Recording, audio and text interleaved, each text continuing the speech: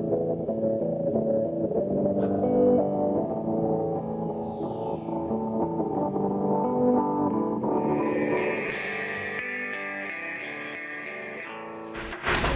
the meeting to order. Good evening and welcome to the Monday, October 5, 2015 BUHS 6 Board. And we have a couple of new faces, one new face on at our table here, and a guest so far. And even though I'm going a little bit out of order, we'll introduce them. Bethany Martin down at the end is our Student Council representative, along with Oliver Goodman, who you recognized from last year, your second year of duty. And we will see that you have a name tag. There was discussion today at main office about getting one made up, but nobody's here yet from central office to bring it. So we'll see that that's taken care of. And then we have a surprise math quiz we have tonight. I was awakened by a rare sense of responsibility. I thought I should attend a board meeting. It was Kevin O'Donnell, math teacher, correct, here at the UHS, and welcome. Thank you. And no differential equations, please. We'll see if they're called for. Okay. All right. Well, we'll start in our normal clerk's report, and we will start with the approval of the minutes September 21st, 2015. Is there a motion? So moved. Ricky? And Second. I heard two, but I think Russ was about a millisecond ahead. Okay. Are there any additions, deletions, or corrections to the minutes of September 21st? I think there is one place where it says September 2nd. I think it should be September 24th for the finance meeting. Oh, it refers to The next meeting, yeah. coming up. Yeah, the next meeting. No, in the minutes. Yeah. Yeah. Oh, right, okay. right. In the minutes it says the next meeting, September. Yeah, It was right. 24, Good catch. yeah. I think it was the 24th. I didn't know, well, none It of us was, noticed. yes, it would have been the 24th. It was the Thursday. Thursday after the Monday. Yeah. Okay. Any other additions, deletions, corrections? If not, all in favor of approving the minutes of September 21st as amended, please signify by saying aye. Aye. Opposed or abstentions? Abstain. We have 2 abstentions. Okay. Are there any communications for the clerk's report?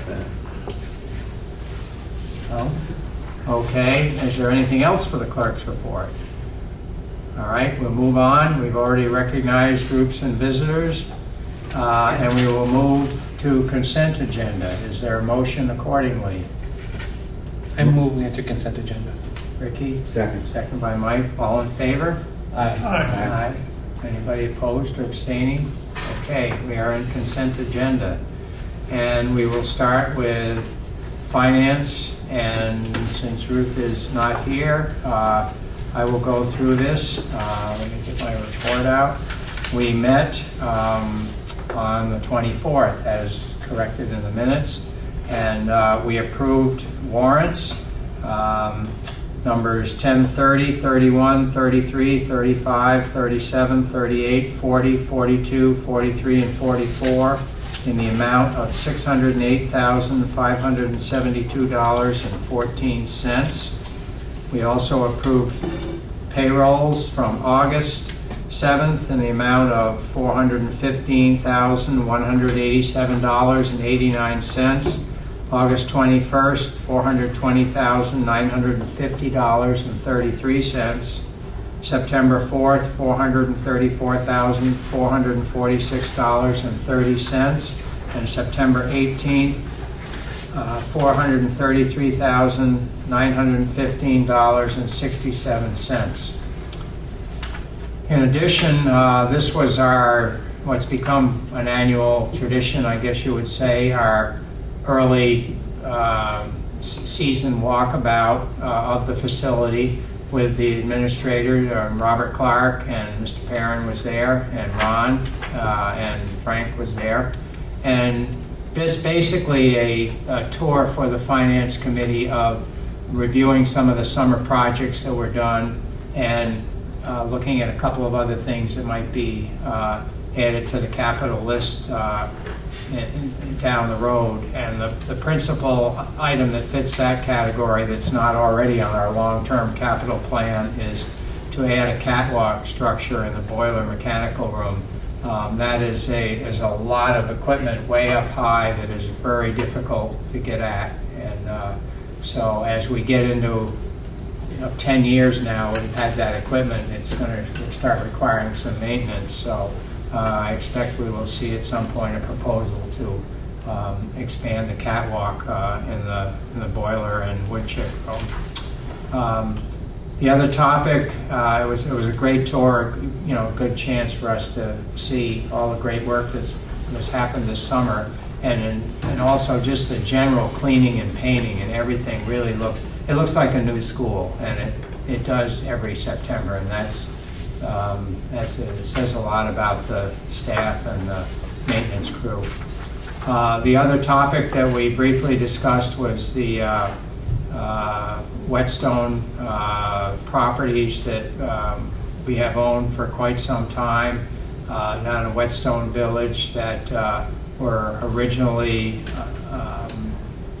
thought of as a possible building site. I doubt if they will be, so there has been a meeting with the Whetstone Village Association to see what we might be able to do about that property, but I think, and Sean, you were there. Yeah, I was on Thursday morning, and it was quite interesting.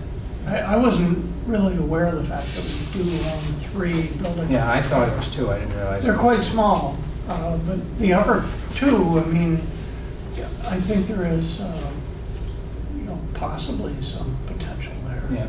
Well, we will pursue it because it's basically sitting idle at this point. And, so that's been on our list of goals now for quite some time. So we're starting to try to move that one along a little bit. And that was the basics of the Finance Committee meeting of September 24th. Okay, WSCSU Finance. Yeah, we met on September 30th, so last Wednesday. We went over the year-end reports, and Frank also laid out for us, in fact, have the year-end in a new financial format that he'll be doing for all the boards, and where it'll be much easier to generate reports and to look at things. We've all, I think, gotten an email of all sorts of titles and things which relate to that. So once our budget here gets there, then that'll make more sense. But he, rather than printing that all out, he just sent that as an email to everyone. So that will be relevant. But it's a lot of upfront work that they're putting. He and the staff are putting in, and they should be commended for the work that they're doing.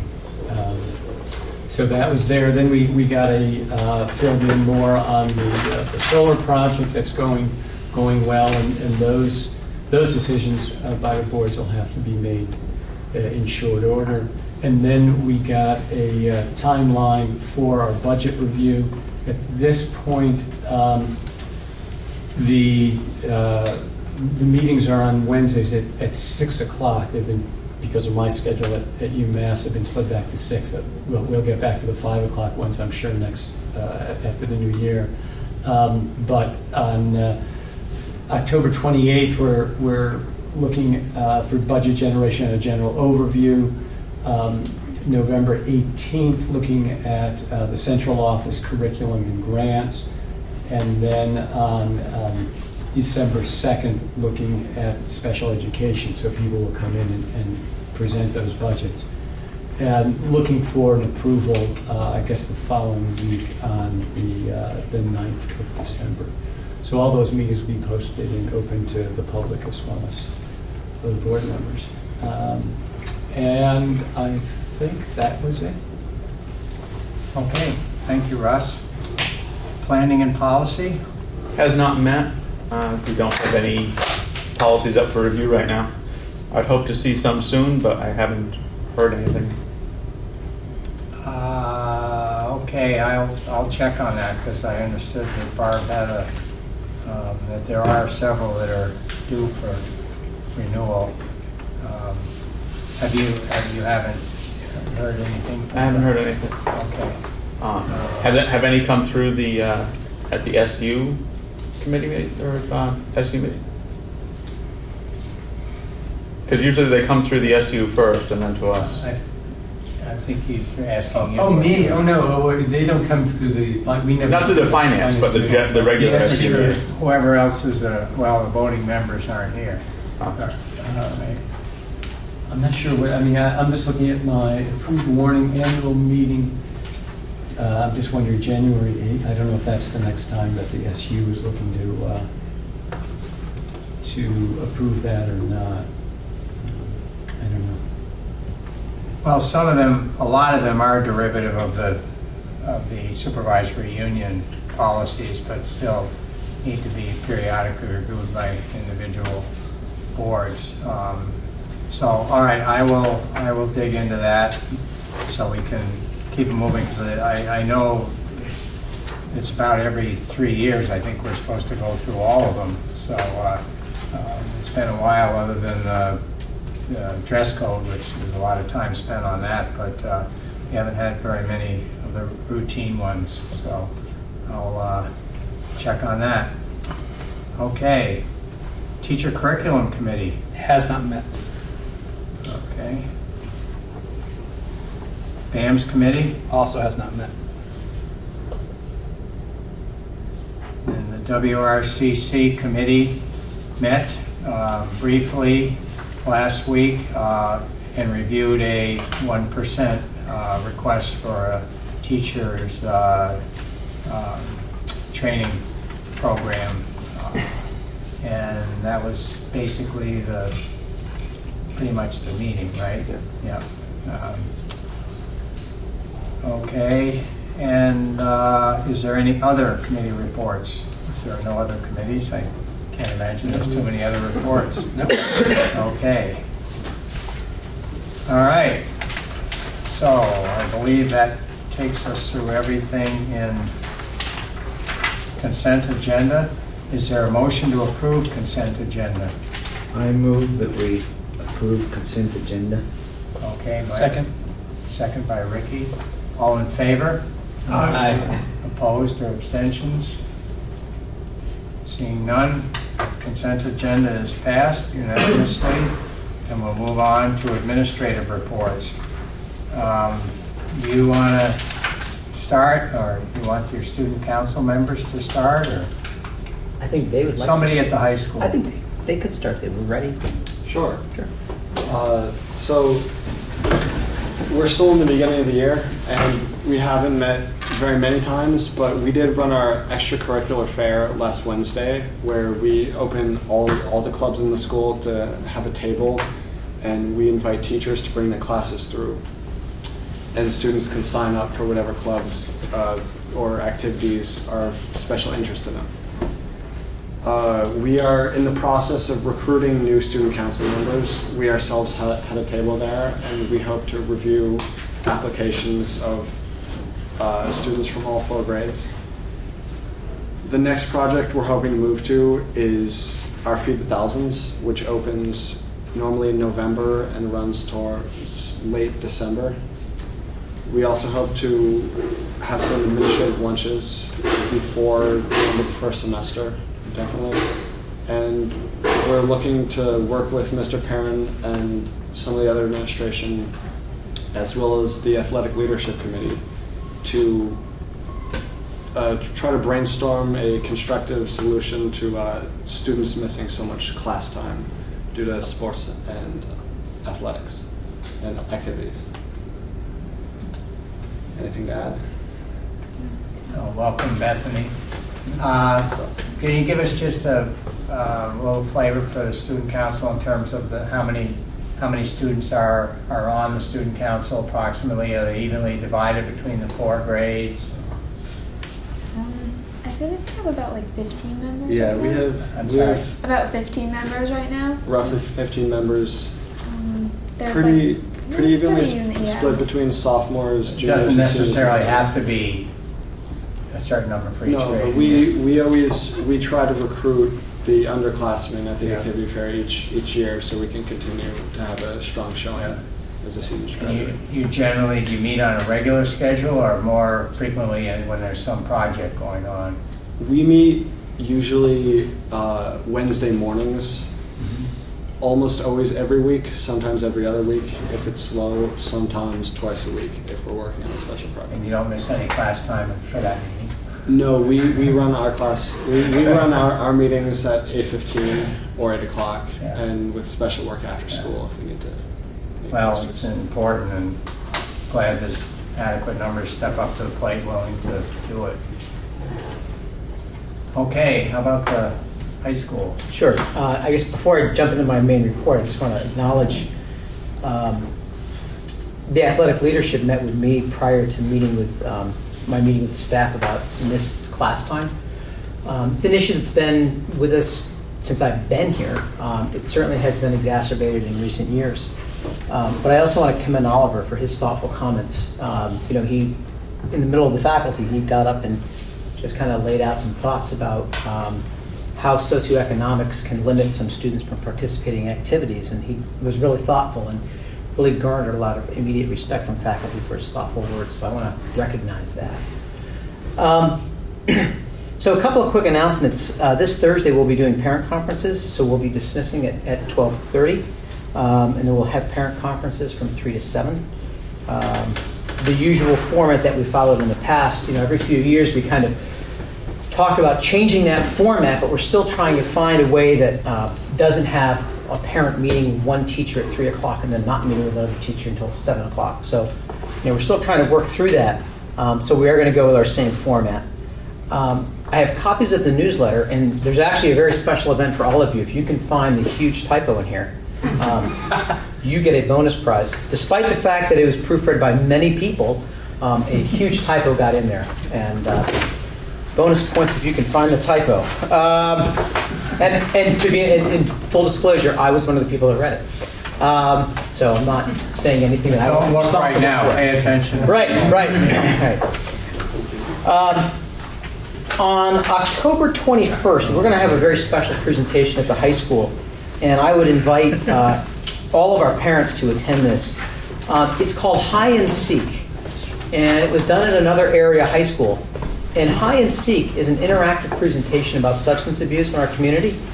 And a woman named Melissa Fernard, who is a licensed drug and alcohol counselor, sets up a mock teenage classroom in a corner of the multipurpose room, and then invites parents to tour the classroom and see if they can pick out the nearly 70 different signs of risky behavior that are in the class, that are in the mock bedroom.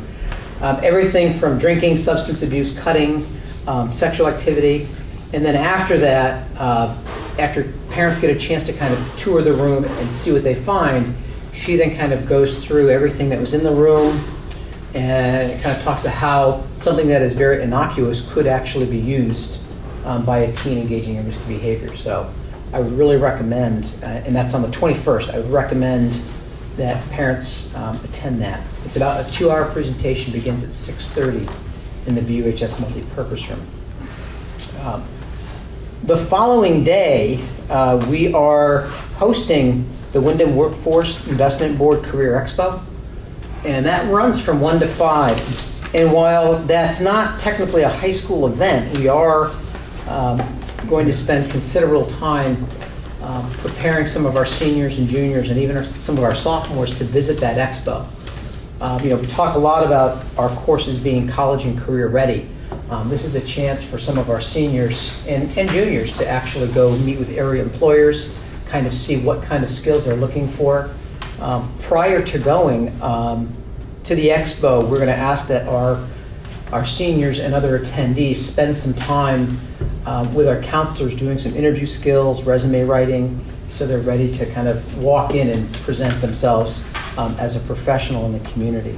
And again, that is October 22nd from 1 to 5. So we're pretty excited about that.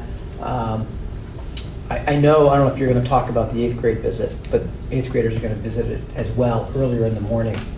And I don't know, you're going to... I was just going to answer. Oh, okay. So I'll be quiet. Our science department, Ben Lord, Michelle Hood, and BAM's teacher Matt Betts are teaching a course, a statewide course in next-gen science standards, and they'll be teaching that in Dummerston at the Learning Collaborative. They'll have teachers from all over the state, and that course will run all semester long for all science educators in WSESU and other surrounding areas. And so we're pretty happy that they're getting that honor to teach that course. I know Michelle is extremely excited about teaching that. Tomorrow morning, we welcome 11 students and 1 teacher from Leipzig, Germany. We will do a welcome breakfast tomorrow at 8:45. Certainly, board members are welcome to attend that. If you're interested in the farewell dinner, I can get you information about that as well. They'll be here for a week. They'll be walking around Brattleboro. They'll be doing some local field trips. I would be willing to bet there's an apple orchard in there somewhere as a visit, but we're kind of excited to have them here as well.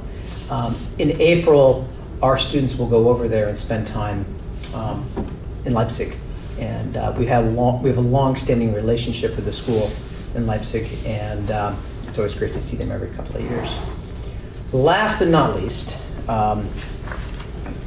we haven't said this acronym for a long time, but we do have our 2-year progress report for the NEASC, and that report was sent along, and I wanted to give the board a copy of that report. This was a little difficult for us to write this time, not because we're not doing anything, but because a lot of the things that we're doing now as a school are not necessarily in a different direction, but in a little different language than the NEAC is looking for. As the board knows, we've been spending a lot of time looking at proficiency-based graduation. We've gone from using our learning expectations to using Vermont transferable skills. And so that challenge kind of webbed its way through everything that we did here. So what we are asked to do is kind of go through all of the recommendations that were highlighted in the report. And it looks like there were a ton, and there were many. We were asked to either classify them as denied, in progress, complete, or planned for the future. And as we sat down and went through this ourselves, the administrators and the leadership team, department heads, the challenge we had is we looked at everything and we said, how could we possibly be complete in everything? Because it seems hard to ever say you're done with something. So we called NEASC for a little bit of guidance, and they kind of helped us kind of acknowledge that if we had a process in place, we could call that complete with the understanding that we were saying the process was complete, not necessarily the work of the recommendation was complete. So we kind of took that and said, okay, that sort of makes sense. But a lot of the work that we're doing now really is a little bit different than what they've asked us to do with, especially with their learning expectations, because we're really going in a different direction. And I raised that issue as well, and they were, they said they were well aware that, Vermont was moving to a proficiency-based model and that they were kind of understanding of that. So we should hear about this report in a couple of weeks, and it's some great late night reading. So that said, has anybody been able to find the typo? Yes. The picture and caption don't match. Okay, absolutely. You look at the back. You look at the back page. We have the class of 2019 standing under a banner that says, "Welcome to the class of 2018." So let's hope they all graduate early, so we're not liars. I would say if you're going to graduate them early, I bet you they'd really be happy with that. Absolutely. So that's a good idea. It's the 18-19 school year. When we set it out, the template was correct, and then when it came back with the final proofreading, we missed it. So a number of people have acknowledged it. So it is the class of 2019, though. So the students were right, not us, when they spelled the one and not. Yeah. So, and that's it. Okay, thank you. How about BAMS? Well, hi everyone. I want to start by complimenting Steve and his staff on this newsletter because it's really good. It's very well done. Just a couple past, just going to cover a few past events and then a few upcoming events for you. Recently we did, I may have zoned out, did you talk about the ALICE training? I did not. We had an all-staff meeting with all of BU6 last week, and we started talking about ALICE, which is a new concept in school safety measures, and had a nice presentation by Chris Day, I thought, and it's the first step in moving that direction. Let's see, on the 23rd, I had a special guest presenter. His name's William Harris. He's from Middlebury. I met him years ago as an athletic director, and he came and did an assembly for all our kids, and he actually did each team separately for a block, so he did 4 straight presentations with no breaks.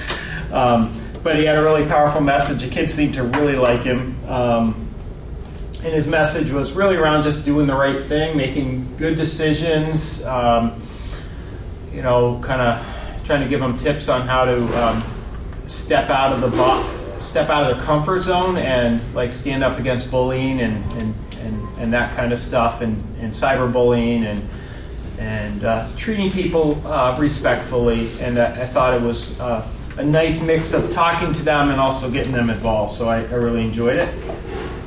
A few events coming up. We have early release on the 8th, and we do not do our conferences then. Ours are in early November, and so we are continuing our work on personalized learning plans, PLPs. And Rachel Mark, our Tarrant representative, is coming down this Thursday to work with our staff on what personalized learning is. Another detailed presentation on personalized learning. Our students have begun working on their PLPs. The first section of their PLPs is it's a biography, so they're writing about themselves, and they're working on that in English classes and starting to prep those personal websites. Our first dance is this Friday. Dances are always a lot of fun in middle school, lots of energy, and kids really get excited about those things. Tonight is, I think, going on right now, district auditions for music. So probably all 3 of our music teachers are there. I'm not 100% sure of that. And then Mr. Perrin touched on the Career Expo coming up in the middle of this month over at the, it's at the high school gym? The high school gym and multipurpose room. Yeah. So this has been months and months of kind of collaboration and getting our kids over there, and so we're excited about that. So we'll probably report on that again, either right before, we have a meeting right before that, or probably soon after. So that's all I have. Any questions? All right, things going smooth. Thank you. Thanks. We have our presenters due soon, Career Center, so I'll jump in with just a couple of brief comments. And we do not have any central office comments passed along to me, but I don't know if all of you have noticed on your email today, there was a email from Frank related to the solar net metering, and I haven't really had a chance to look at it, but I see there are several frequently asked questions and responses to that. We will be asked fairly soon to officially vote to participate in the contract that they're developing, and so I would ask that if you would fairly soon take a look at those, and if you have any questions, I'm sure Frank will be happy to answer them, but it answers some of the questions that people have been wondering about. The regional meetings of the VSBA were held, and we were hosting it, I guess, for the first time last week. Was it last week or the week before? I lost track now. Hosting the VSBA regional meeting, which is an interesting meeting and chance to get to visit with people on other school boards, and we had some nice presentations, and Rebecca Holcomb was there, and let's see, Ruth and I were there, and who else? Sean was there. Yeah, Ricky was there. Seems like it was forever ago, but it was only like last week. Yeah. So I appreciate the representation from our board. It's an easy place to find for most of us. So that meeting is on, was finished, and the regional, not regional, the state VSBA annual meeting is coming up and the end of October, and I should have the dates for that. I don't know. I can write it down on my calendar. That's at, as always, at Lake Maury, and if there's interest in going to that, everybody, all board members are welcome. Okay, do you want to have anything else on Career Center while we're waiting for your... I have a report. Yeah. Well, why don't you go ahead? Okay, thanks, Woody. So upcoming October 15th, WRCC will be participating in the 17th Annual Women Can Do Conference located in the VTC in Randolph. Women Can Do is a one-day career immersion experience for 9 through 12 grade girls from across Vermont. It features dozens of hands-on workshops and action stations highlighting careers in skilled trades and STEM, science, technology, engineering, and math fields. More than 35 workshops highlight careers in architecture, engineering, computer programming, green energy, natural resources, public safety, and health, communications, trades, and other non-traditional careers for women. This year we'll be bringing 40 young ladies to experience this wonderful program. So we're really excited about this very popular program. This year, WRCC will continue with its Student of the Month nomination. Each month, WRCC teachers submit students to be selected for having character traits such as strong accountability, showing initiative in class, shows enthusiasm for the program they're enrolled in. And students chosen for this award receive a lunch with the teacher, the parents, and myself in the Hideaway dining area. So it's a really neat opportunity for the kids to participate in. So this year, September Student of the Month is, pleased to announce, is Addison Clark. He was recommended for the honor by his math teacher, Laura Reed, who said that Addison not only consistently works hard to master the material in her class, he also strives to exhibit positive leadership skills on a daily basis. Addison has enrolled in the Culinary Arts Baking and Pastry course. As a junior, he also took a year-long criminal justice course along with career and college readiness, Tech and Professional English 3, and Tech Math 3. This year, during the current semester, he's enrolled in Geometry and Construction, and as well as Technical and Professional English 4.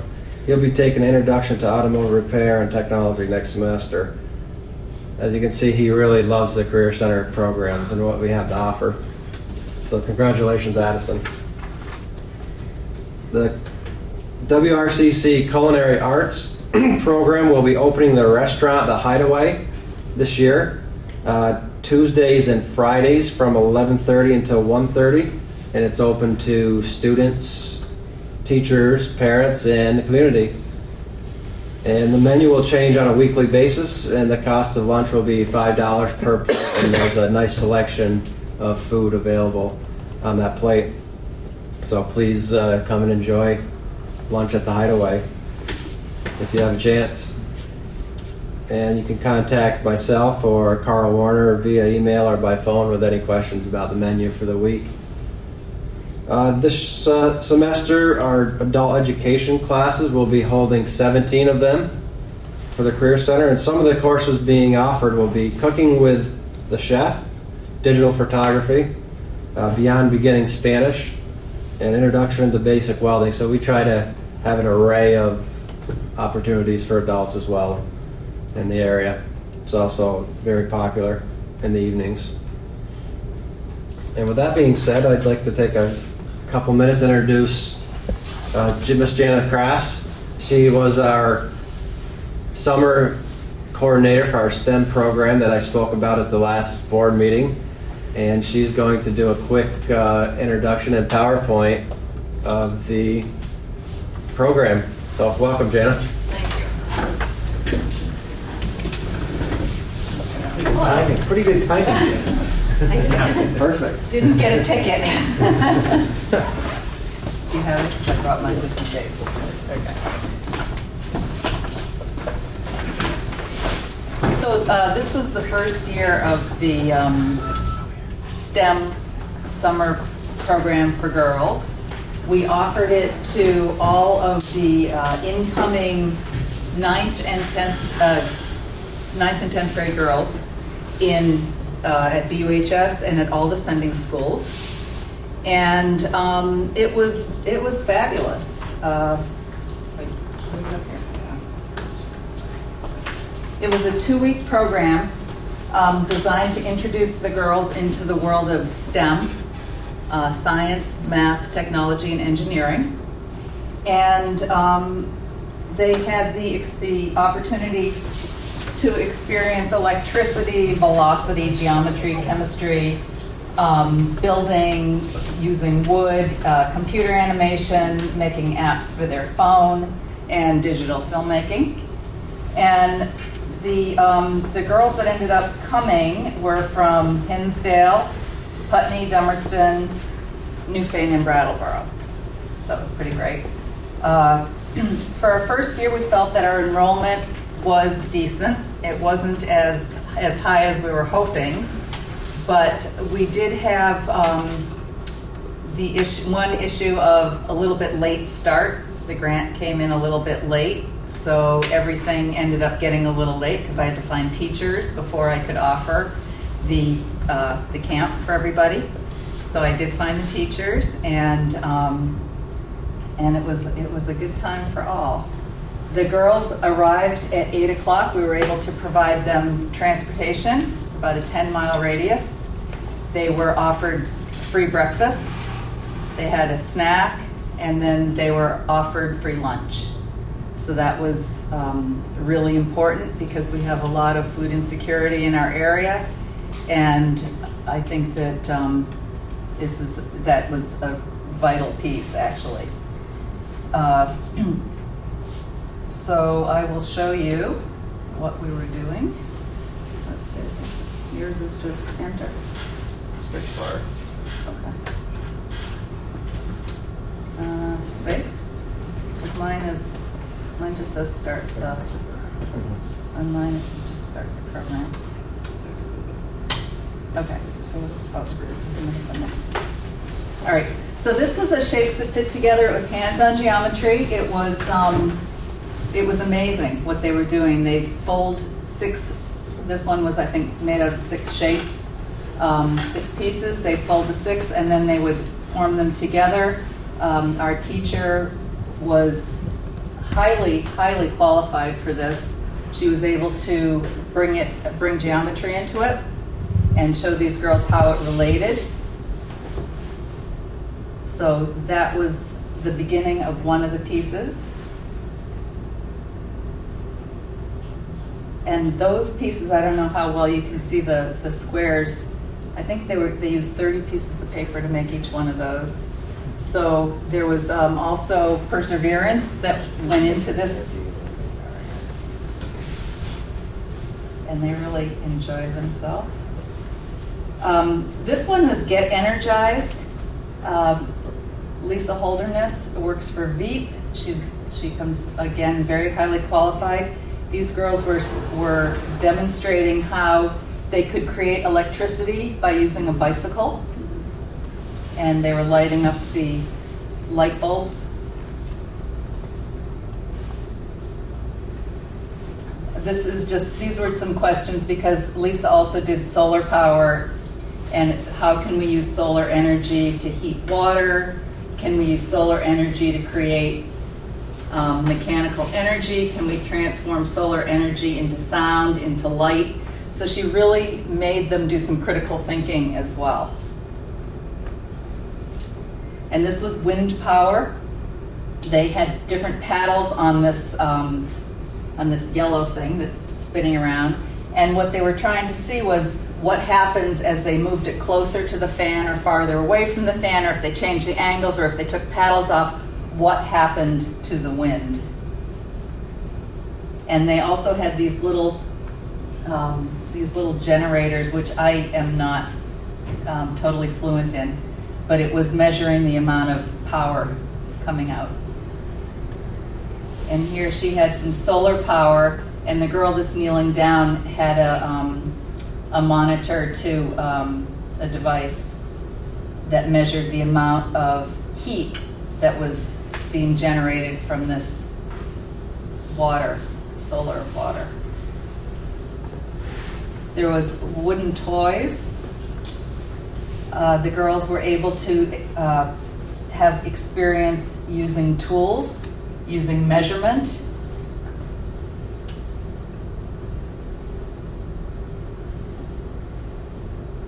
Using power tools, and each creating a bunny, which I have a 20-second video of it. It actually hops, and the reason it hops is because of the placement of the wheels. So they had to learn about how that worked. And then another one of the air power. This particular teacher added the A in STEM for the arts. So he was showing the girls how you design something, you build it, you test it, you improve it, you research it, and how it's a circle. And this is the way that wonderful ideas are created.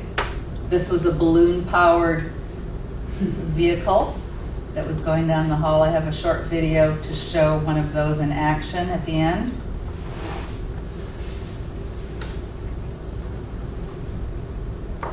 This was another one. Somebody decided, well, let's try more than one balloon and see how that works. So it was great. They were working with each other and off of each other. One would see something that worked, they would try it. One would see something that didn't work and try to improve on it. And just the conversation as I walked through the classrooms was really, really high level for these kids. This was some digital photography. She was taking a photograph of herself and using some special effects. Having fun. And they made some great little videos. This was e-design, and this is another teacher. She's in the middle school. And these girls had to create a little circuit. And this was this girl's first design. And she had this conductive thread. So once they got the little elements together, they sewed it on a piece of cloth and it lit up. But they had to complete the circuit properly. And so here's one that's lit up. And then they then she sewed it together, and I think this was a heart. So the heart lit up on this little creation. They made some kites out of plastic bags, and they actually flew. It was great. And then these were apps that the girls designed on their computers, and then they were transferred onto their cell phones. And I have a little video, that's the crew. So Mike, where are the little videos? So with the apps, it was kind of neat. They, once they got them from the computer onto their phone, they were able to draw on them with their finger. So it was, for a lot of them, this was definitely a first-time great experience. I asked them to all complete an exit survey, and some of the things that they were hoping for next year were maybe some food science. One of them wanted, let me see, I wrote them down, plant science. We have use of a greenhouse, maybe some manufacturing. You can watch this. This is one of the balloon-powered vehicles. They were also looking for more scientific inquiry. That one really went well. And they knew about the machining shop, and they were also interested in some machining. So I think, so here's the bunny that's hopping.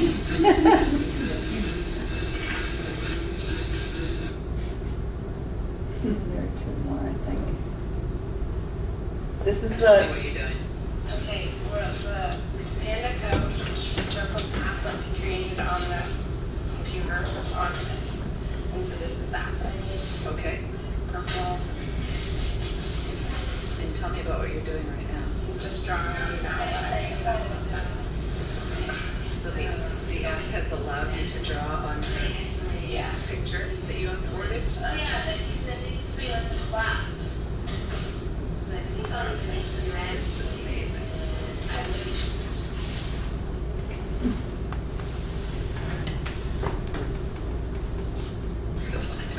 And these were water rockets. I believe you saw these in action, right?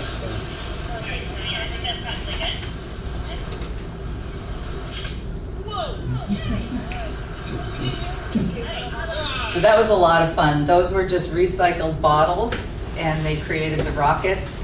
The little unit that launched them, Daisy's husband made it. Apparently there's a website that NASA created, so you can make your own. And they started by using a tire pump, pumping it up with water, and then pulling the string, and it would launch.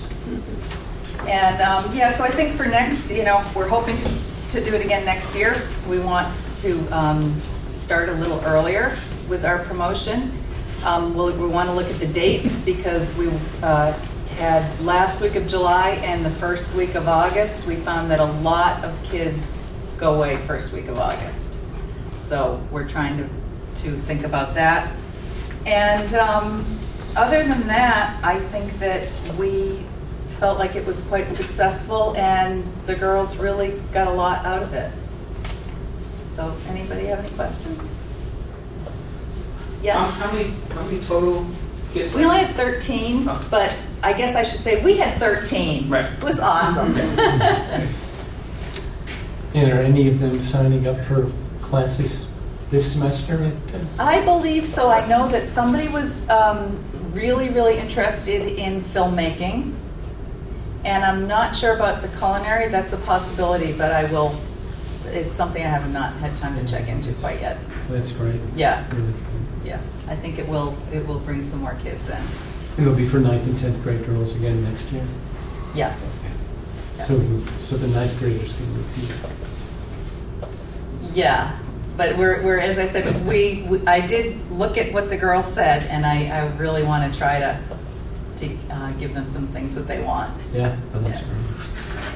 How many young ladies can you take in this? How many could we? I was hoping that we were going to have 30 or 40. Okay. That was my goal. Yeah. And maybe I'll get it this year. Anybody else? Okay, thank you. Thank you. Thank you, Jen. Good job. Okay. Well, thank you for that presentation. That was great. Good program. And a big issue statewide and nationwide is trying to get kids into non-traditional programs both ways, boys and girls. So I believe that takes care of administrative reports. Under unfinished business, we have Act 46 discussion. I think that's, we will defer that until we have Ron here and things are progressing. The study committee is in process of being formed, I believe, and at the state level there are a couple of challenges to Act 46 as it that we're not sure where that's going to go, and however things are going to move along rather quickly, and we'll all be involved. We'll all have a lot of material to read, and we'll have a supervisory union study committee going soon, I believe. But probably Ron will have more for us on that the next meeting. Is there anything else under unfinished business? If not, is there anything else under new business? Woody, I don't know, is it appropriate if I say something?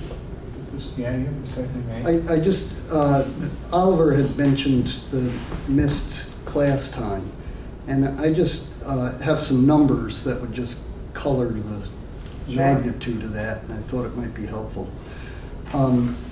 Every week in the fall, the athletic secretary sends us an email about what students are going to be missing. And I just took this last one, and there's 197 different students are going to be missing their Block 4 class. Some of them once, some of them twice, and some of them 3 times this week, missing the entire Block 4. And it comes out to roughly 21,000 minutes of lost instructional time. They're also missing close to 1,000 minutes of ACE. That's the missed class time due to this early release for sports.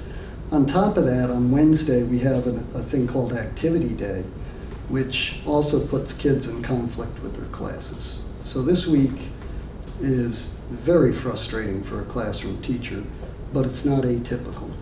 So that's the magnitude of the problem. This probably is a little different since we've gone to the different starting time. That was maybe one of the things that was on the many positives to that, but one of the negative things was that an issue with the last block, timing-wise. Right. And some of that is, and Mr. Sorter's tried very hard to advocate for later start times for contests. Part of the problem is, especially spring sports, is that daylight is really precious, and so it's hard to schedule those. The way so what he does is he provides his input, but contests are scheduled at the state level. So there's a state scheduler who then comes up with the schedule. I remember when I was a teacher, we had the same problem, but it is exacerbated by the later start time. I don't think there's a reason to get rid of that later start time because there's a lot of research that shows it's better for adolescents to have that. So one of the things when we met last week, we generated 10 solutions or 10 possible ways we could look at start time. So last week the faculty was asked to do a survey monkey, and we're still collecting that data. So we'll take that data, we'll share it with the leadership team. Probably not going to meet this Thursday because of parent conferences, but then we're going to get that data from the leadership team. We're going to kind of look at what are some viable options for us to look at this problem. I mean, it's not going to be an easy fix, but it's going to, we're going to take our time to do it right. Yeah, and I don't recall from when we did a lot of research when we changed the start time, are a lot of other schools starting earlier and therefore not being interfered with as much for activities? Yeah. I don't know. I mean, a lot of schools are studying later start time. And we just had I just had a meeting, a phone conference with people from Conval and Peterborough. They're looking at it. Keene High School is advocating for it, and then schools in Vermont, some are looking at it. But it does take, and as we remember when Dr. Staley kind of led that whole process, it does take a lot of time, takes a lot of investment. And we spent a year studying it before we went to it. So. Well, there's significant numbers for sure. Well, it seems like the high school, first and foremost, their primary mission is education. And it seems that those numbers I just heard were contrary to our goal. I mean, we're taking kids out of education for sports. I mean, and isn't that basically what's happening? I might have a biased view on that. But yeah. Well, what's your bias view? Yes, I mean, I think the problem has gotten to a magnitude that it bears re-looking at what sort of solutions we might try.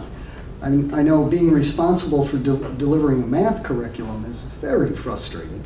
And you might say, well, why is math taught during block 4? Why is English taught during block 4? And so on. So are there ways that you can change the schedule so that those core curriculum classes aren't taking the hit so frequently? And you know, there's a myriad of other things that put kids in conflict as well, which just add to it, like you know, the activity day structure is one that just boggles my mind. I don't understand it.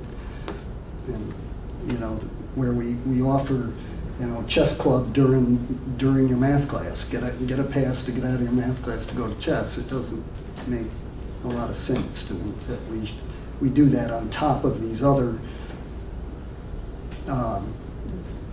early release misses that we have no control over, or not as much control over. Why do we add to it with our own conflicts? Well, yeah, I just want to make that the point that it's not just athletics. Right, right. You know, we offer a lot of great activities, and there, I understand what you're saying about education being academic education the most important, but those other experiences are also important. And how do we accomplish both? But it is definitely some significant numbers, and I'm sure for some kids that's 2 or 3 times a week missing a particular class is going to be tough. It'd be interesting to hear what your research and studying and comes up with, and see if it can be reduced. I don't think we'll ever eliminate missed class time. You know, and I guess I would argue not all learning happens inside of classrooms. Right. Yeah, You know, some significant things happen outside. You know, a student traveling abroad is a significant experience, and you know that's something that you can talk to any faculty member and get 60 different points of view on it. So I don't know that I'm going to hash it out here, but I think that's another piece of it. Yeah. Is what is the most valuable experience for a child. But what you hope to get out of this is to look at different alternatives, Right. like moving classes around, or, I mean, there used to be the white days and the purple days, and so that maybe, the 4th block, certain days of the week, math would be 4th block, and certain days would be 3rd block or 2nd block or something. But you're looking Right. at different, everyone's going to be proposing different alternatives that you'll look at to see what works. There's scheduling difficulties with that, but those are the sorts of things that may come out of it. So I hope it's a good process. Is this a conversation that TCC should be more directly involved with? Well, I don't think it would hurt to be part of the conversation, but I think it would be interesting to see what the data is that Steve collects from folks, and finding out what do other people do to deal with it. I think that would be an interesting piece of information. As people were talking just now, that's the first thing I thought, is like, okay, this isn't a problem this has always been a problem. My son graduated from here over 12 years ago, and it was a problem then. And his wasn't sports, his was music related. That he was being pulled out for music stuff. But it was the same kind of thing. And so it's got to. I'm sure really smart people have figured out how to fix this or how to deal with this in a good way. And maybe we need to figure out what that is, you know, not reinvent the wheel. You know, part of it is the total number of hours a day in education is different in other places in the world, and I won't open that can of worms, but, you know, there is. It's not a whole lot of hours to accomplish a whole lot of learning and activities. And then you've got transportation, you've got to make sure it's accessible to everyone, and in an area where we are that a lot of kids live quite a distance away from school, you know, it's definitely a challenge. Well, Okay. if I can just say too, as people were talking tonight too, my thought process went to the proficiency-based. One of the things in one of the presentations that you all did for us earlier, talking about the beginnings of the proficiency-based thing, one of the first things I remembered was seat time. Was not as much of a considerable thing. That if the student can prove that they understand the material and can do the work, it doesn't matter how many minutes they sat in a chair in a classroom. As much. I mean, there is some of that, but it's not as intense. And I wonder if, as we get more and more into the proficiency-based model, if this is going to become less and less of a problem. Maybe not for everybody, but for some athletes and from other people that are pulled out for certain things, that it'll be less of a consideration because they can demonstrate that they can do what needs to get done. And I don't know the answer to that. I just remember you all used the term seat time to talk as talking about as something that was not is going to be something as critical as it is currently. And that's kind of the heart of the flexible pathways legislation. You know, the idea that we do encourage and accept alternative pathways to get those proficiencies. Right. This is an issue for the middle school as well. The early release class time. Does the biggest reason is the later start, would you say? Or It just do you may- think that? Well, there's two things at play. One thing is that we have more sports than we used to have. We have more programs. We have Ultimate Frisbee is now a club sport defined by the state of Vermont, so we do have an Ultimate Frisbee club. We have more people doing activities like students supporting veterans. So there's more activities, and kids are more invested in doing community-based projects through clubs. I think the later start time exacerbates it because rather than just missing part of the class, you're missing the entire class. And I think that makes it a little worse. I think that was one of the negative ideas about the earlier, Right. later start time was going to be more difficult for sports. Right. And getting practices done before the darkness thing in the spring and the fall to a certain extent. I know it was very difficult to finish lacrosse practice sometimes in the spring before nightfall. Right. Yeah. And access to field space, you know, is another. That's another huge. Well, we have that. I think we have that anyways. But you're right. Yeah. We lose Is an hour. this a problem that holds during the whole school year, or is it exacerbated in the spring and the fall? Or? Spring and the fall are worse. Yeah. But I mean, kids are still missing to go to basketball games. Mhm. Yeah, but like a lot of our basketball teams, the games are at 7, so they can leave. They can leave later. Is that a smaller number during the winter? Oh, sure. And a basketball team is smaller than a soccer team. Yeah. Right. So.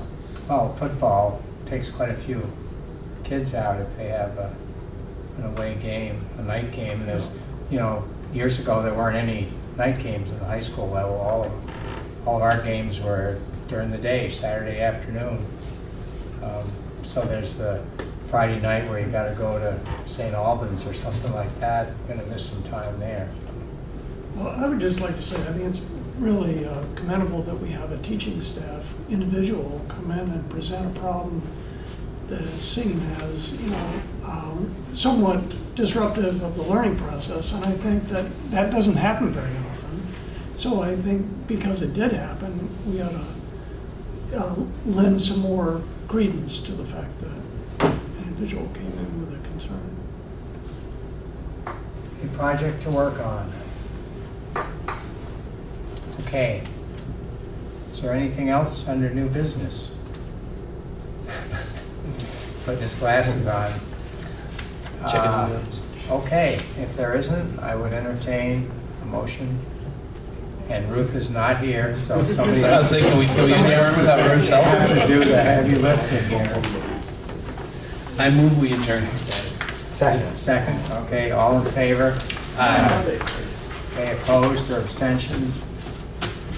No, okay, thank you all very much. Our next meeting will be on the 19th. And by the way, the Vermont VSBA annual meeting is the 22nd and 23rd.